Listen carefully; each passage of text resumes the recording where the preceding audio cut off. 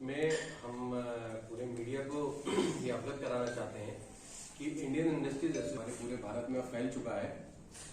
UP Lucknow में 25 तारीख को एक इंटरनेशनल कॉन्क्लेव कर रहा है कि राजदूत और राजनयिक अधिकारी आ रहे हैं। 23 लोगों का कंफर्मेशन हमें आ चुका है। 2 लोगों का कंफर्मेशन संभवतः कल शाम तक हमको मिल जाएगा। और इस कॉन्क्लेव का जो मेन उद्देश्य है वो यूपी की अपितु पूरे जो हमारा नॉर्दर्न इंडिया और इंडिया की एमएसएमई है उसको प्रमोट करना है। सर, लखनऊ में कब कार्यक्रम हो रहा है और कहाँ से लोग इसमें शामिल हो रहे हैं? लखनऊ में 25 मार्च को इंटरनेशनल कॉन्क्लेव हो रहा है। इंडियन इंडस्ट्रीज एसोसिएशन द्वारा इसका आयोजन किया जा रहा है।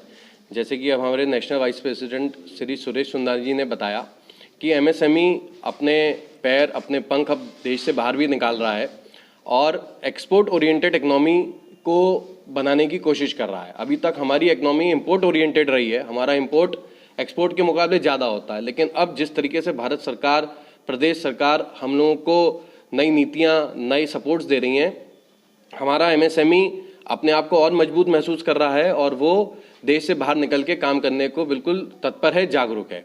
इस कार्यक्रम में हम लोगों ने 25 देशों के राजनयिक अधिकारी और राजदूतों का हमें प्राप्त हुआ है कि वो लोग आ रहे हैं। निमंत्रण जो हमने भेजा था उन्होंने उसको सहर्ष एक्सेप्ट किया और वो लोग यहाँ आ रहे हैं।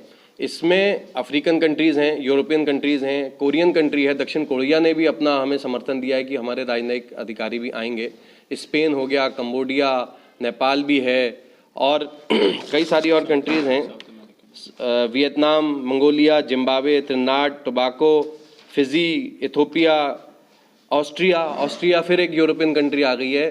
तो ये जो देश कभी हम लोगों को यूरोप और अमेरिका कभी इंडिया को कुछ समझते नहीं थे, आज वो हमारे को बुला रहे हैं, हमसे काम वहाँ पे चाहते हैं कि हम करें और उनकी इकोनॉमी भी इस तरीके से डेवलप हो।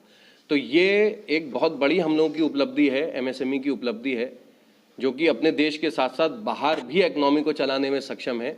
इस सिलसिले में इस कार्यक्रम में हो रहा है और हम अपने social media, TV media, press media से इसका अनुरोध करते हैं कि इस चीज़ को अच्छे से सामने लेके आएँ सारे जनता के, सारे लोगों के, ताकि वहाँ पर भी बढ़ चढ़ के हिस्सा लें। वहाँ हम लोग स्टॉल्स भी लगा रहे हैं, प्रोडक्ट्स को डिस्प्ले भी कर रहे हैं, ताकि राजनयिक हमारे देख सकें कि किस तरीके का प्रोडक्ट हम लोग बनाते हैं। उनका कॉन्फिडेंस उन स्टॉल्स, उन प्रोडक्ट से वहीं पे ऑन द स्पॉट बढ़ेगा। उसके अलावा वहाँ से बातचीत भी हो रही है इंटरनेशनल कोलैबोरेशंस की, इंटरनेशनल इन्वेस्टमेंट्स की, पार्टनरशिप्स की, मर्जर्स की। तो ये सारी चीज़ें कहीं ना कहीं हमारी एमएसएमई को बेनिफिट देंगी, उनका ग्रोथ करेंगी। बरेली में कितनी इंडस्ट्रीज इसमें पार्टिसिपेट कर रही है? बरेली से करीब 50 लोगों का डेलीगेशन जा रहा है वहाँ पर और शायद 5 से 6 लोगों ने वहाँ स्टॉल लगाया है, क्योंकि जो सेक्टर अभी हम लोगों ने वहाँ पर सेलेक्ट किए हैं उसमें फूड इंडस्ट्री है, आपका एग्रीकल्चर इंडस्ट्री है, इलेक्ट्रिकल इंडस्ट्री है, सर्विस इंडस्ट्री है, हॉस्पिटैलिटी है।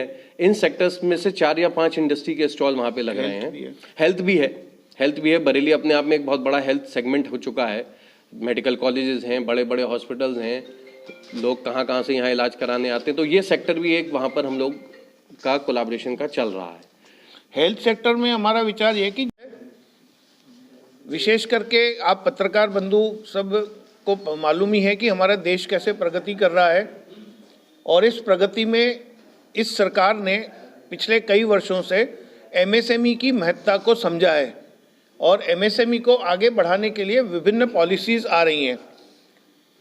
दुनिया ने ये महसूस किया है कि भारत जो है वो एमएसएमई के बल पे आगे प्रगति कर रहा है और इसी को ध्यान में रखते हुए जो अंडर डेवलप्ड कंट्रीज़ हैं या जिनका डेवलपमेंट स्टेज अभी चालू हो रहा है, ऐसी कंट्रीज़ को ऐसे लगा कि वो भारत के एमएसएमई के साथ जुड़ के और अपने देश को भी आगे बढ़ाएं।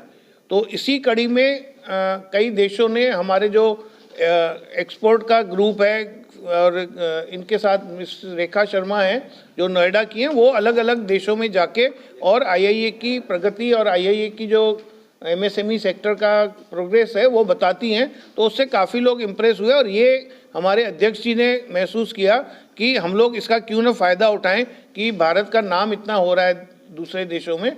तो ये कॉन्क्लेव एमएसएमई कॉन्क्लेव है, इसको प्लान किया गया। लखनऊ में ये 25 तारीख को हो रहा है। इसका मेन उद्देश्य जो है ये है कि एक तो हमारी जो एमएसएमई है वो अपना बिजनेस कैसे बढ़ाए। जैसे भारत भी आप सुन रहे हैं कि इन्वेस्टमेंट को इनवाइट कर रहा है, ऐसे दूसरे देश भी इन्वेस्टमेंट्स को इनवाइट करते हैं। तो हम अपने एमएसएमई सेक्टर को पूरे भारत से इनवाइट किया है हमने, और हमारा जो एमएसएमई सेक्टर है उसको भी हम ये अपॉर्चुनिटी देना चाहते हैं कि वो दूसरे देशों में जाके इन्वेस्टमेंट करें और अपना इंडस्ट्री को लगाएं, और उधर से भी अगर उनकी कॉस्ट कटिंग होती है या कॉस्ट वहाँ लेबर सस्ती है और चीज़ें सस्ती हैं, ज़मीनें सस्ती हैं, तो वहाँ वो कम प्रोडक्शन करके और यूरोप वगैरह दूसरे देशों में भी वो अपना एक्सपोर्ट उन देशों से भी कर सकते हैं। तो मेन उद्देश्य ये है कि एमएसएमई का एक ऐसा न हो कि भारत में स्टेग्नेशन आ जाए और एमएसएमई आगे बढ़ने से रुक जाए। तो हमारा प्रयास है कि हमारी एमएसएमई सेक्टर जो है वो दूसरे देशों में जाए और अपनी प्रगति को चालू रखे। आगे की बात हमारे चेयरमैन बताएंगे। में हो जाता है, विदेशों में वो 1-1 करोड़ रुपया लग रहा है। तो हम लोग ये भी डेवलप करना चाह रहे हैं कि हमारे जो ये सेक्टर है सर्विस सेक्टर हेल्थ का, वो भी आगे वहाँ से लोग आएँ, ये भी हमारा प्रयास है। आपको ये सवाल होगा कि आईआईए ये क्यों कर रहा है? तो आईआईए इसलिए कर रहा है कि जब इंडिविजुअल लेवल पे आदमी काम करता है तो उसका इतना प्रभाव नहीं होता है और उसके बाद समय भी कम होता है। सबसे बड़ा कीमती होता है समय, और एमएसएमई में क्योंकि सिंगल हैंडेड वर्किंग होती है तो समय की बड़ी उपलब्धता कम रहती है। तो आईआईए ये प्रयास कर रहा है कि आईआईए हर स्टेज पे हैंड होल्डिंग करेगा। जो भी आदमी बाहर एक्सपोर्ट करना चाहता है या बाहर इंडस्ट्री लगाना चाहता है, हमारे बरेली के कुछ लोगों ने इंडोनेशिया में भी इंडस्ट्री लगाई है, तो आईआईए बैंकिंग में हैंड होल्डिंग करेगा, गवर्नमेंट में हैंड होल्डिंग करेगा, टैक्सेशन विभाग में अगर कोई समस्या है तो करेगा। जैसे आपने देखा होगा कि पिछले कई समय से ज़मीनों की उपलब्धता कम है, प्लस उसको चेंज करना इंडस्ट्रियल यूज़ में, ये सब समस्याएं जो है हैंड होल्डिंग करके, और ये हम प्रयास कर रहे हैं कि इंडस्ट्री स्मूथ चल सके। तो जो इसमें नए लोग जुड़े एक्सपोर्ट में या वहाँ इंडस्ट्री लगाने में, ताकि उस कंट्री में भी उनको प्रॉब्लम ना आए।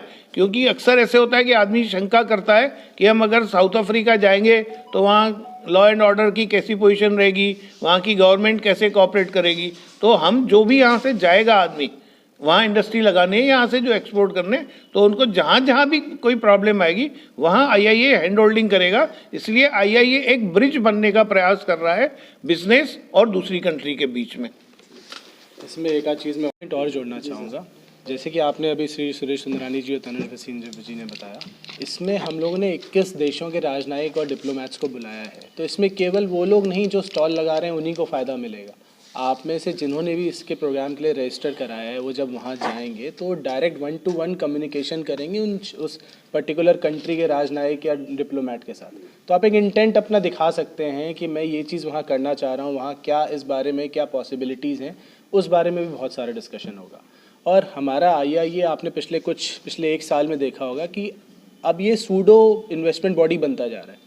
इसमें आपने देखा होगा कि अभी लखनऊ में फूड एक्सपो लगा था जो आईआईए के सहयोग से लगा, तो जो एक बहुत बड़ा इवेंट था। फिर अभी हमने हाल में सोलर और ईवी एक्सपो लगाया था जो आईआईए के कैंपस में भी लगा था, वो भी एक बहुत बड़ा एक्सपो था। और अभी एमएसएमई कॉन्क्लेव। तो आईआईए अब एक ऐसी बॉडी बन गई है जो आपको केवल न अधिकारियों के साथ अपनी प्रॉब्लम सॉल्व करने में मदद करती है, बल्कि एक पूरे एक यूनिवर्सल तरीके से अपने देश में जितनी भी एमएसएमई यूनिट्स हैं उनको बढ़ावा देने में मदद करती है।